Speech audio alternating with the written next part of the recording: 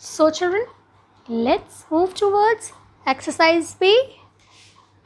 The starting sentence, the starter of the story which is given here is, there is no school today, so I am.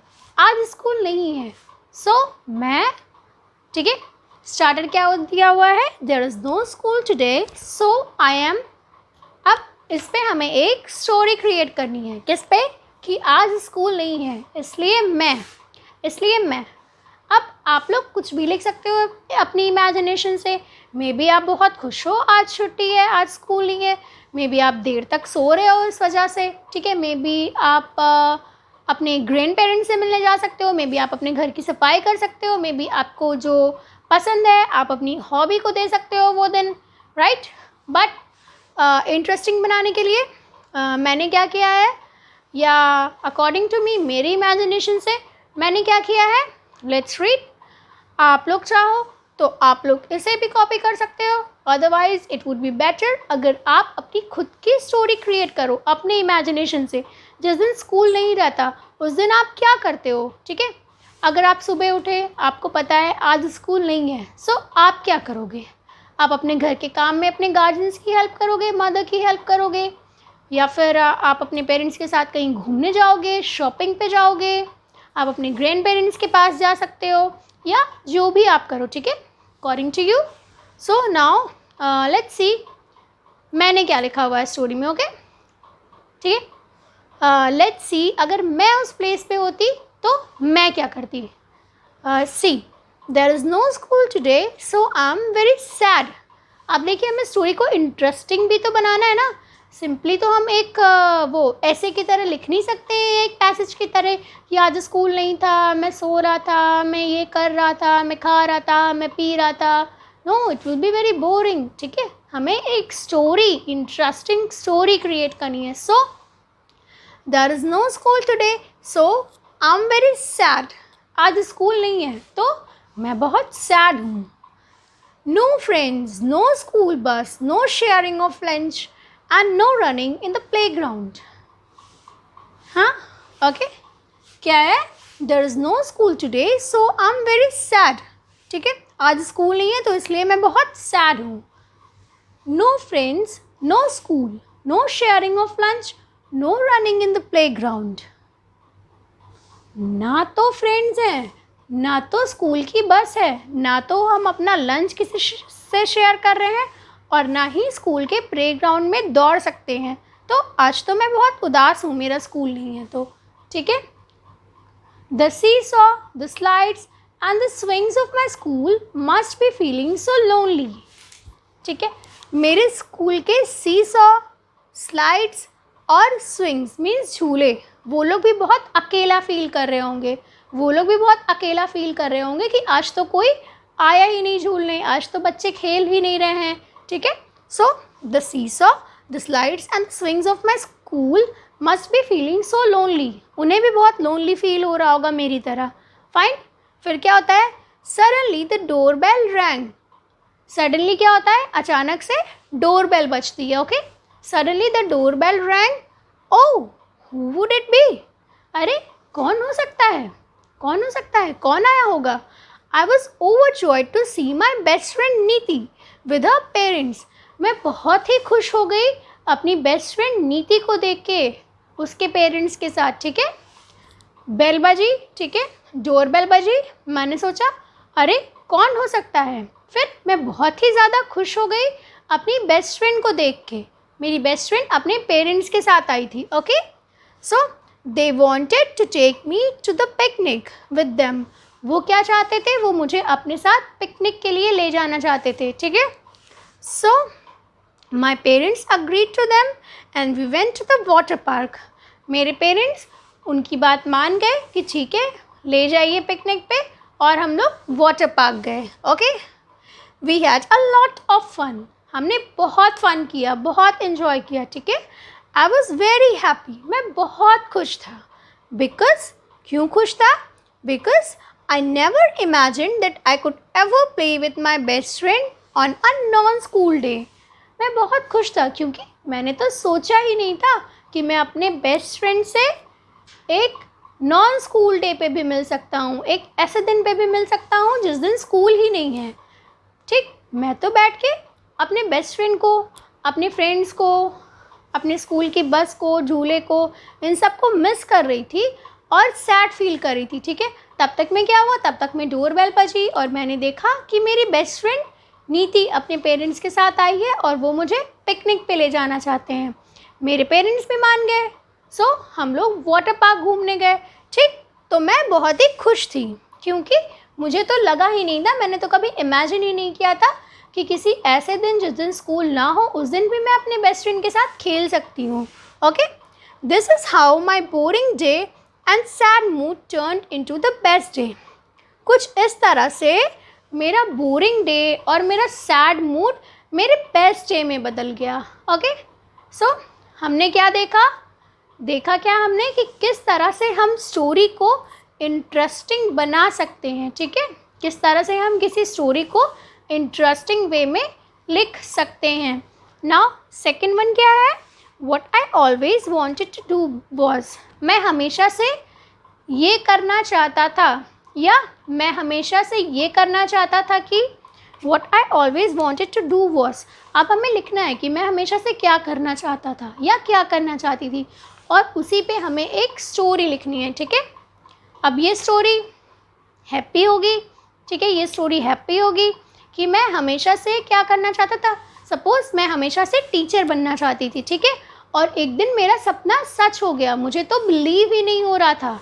Okay, मुझे छोटे बच्चों के साथ रहना बहुत अच्छा लगता था, छोटे बच्चों की कंपनी में रहना बहुत अच्छा लगता था। मैं बचपन से ही जब अपने टीचर को देखती थी तो उनके साथ उन्हीं की तरह टीचर बनना चाहती थी। इस तरह से आप जो भी चाहते हो आप एक स्टोरी क्रिएट करके लिख सकते हो। ठीक है, I was just giving an example. So अब पेज नंबर 46 ओपन कीजिए। Page number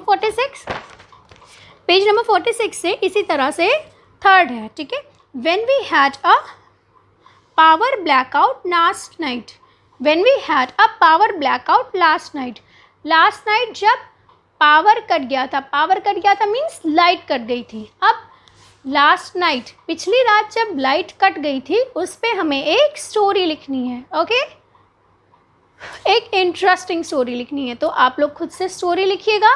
okay, try to make the story as interesting as possible. जितना इंटरेस्टिंग हो सके उतना इंटरेस्टिंग बनाइएगा स्टोरी को। ठीक है, हिंदी में तो आप बहुत इंटरेस्टिंग स्टोरीज सुनाते हो खुद से क्रिएट करके, आप लोग का माइंड तो बहुत इमेजिनेटिव है। सो आप लोग उसे इंग्लिश में लिखिएगा। Fine, you have to make a story and you have to make a interesting story, not just a story, you have to make an interesting story. ठीक है, ओके। सो अब नेक्स्ट टॉपिक हमारा ये है कि स्टोरी को एंड कैसे करें। ठीक है, अब स्टोरी को क्लोज कैसे करें। ठीक है, story endings should close with the most exciting और interesting part of the story. अब स्टार्टिंग तो इंटरेस्टिंग होती ही है, लेकिन जो एंडिंग है वो मोस्ट इंटरेस्टिंग होना चाहिए। ठीक है, सबसे इंटरेस्टिंग स्टोरी की एंडिंग होना चाहिए।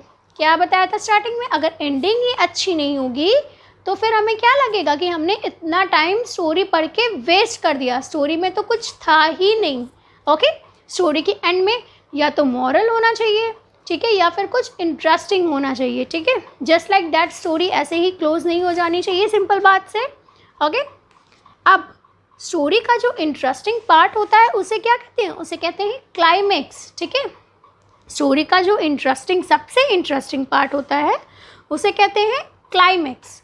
ठीक, अब क्या है, story should not finish with uninteresting sentences. Stories कभी भी अनइंटरेस्टिंग सेंटेंस, ठीक है, uninteresting sentence means boring sentence से ख़त्म नहीं होनी चाहिए। ओके, स्टोरीज हमेशा अच्छी एंडिंग होनी चाहिए। ठीक है, अच्छी एंडिंग मीन्स इंटरेस्टिंग एंडिंग होनी चाहिए कि एंडिंग पढ़ने के बाद भी रीडर को लगे, जो पढ़ रहा है उसे लगे कि हाँ मैंने एक अच्छी स्टोरी पढ़ी। ठीक है, मैंने इससे कुछ सीखा या मुझे ये स्टोरी पढ़ने में मज़ा आया।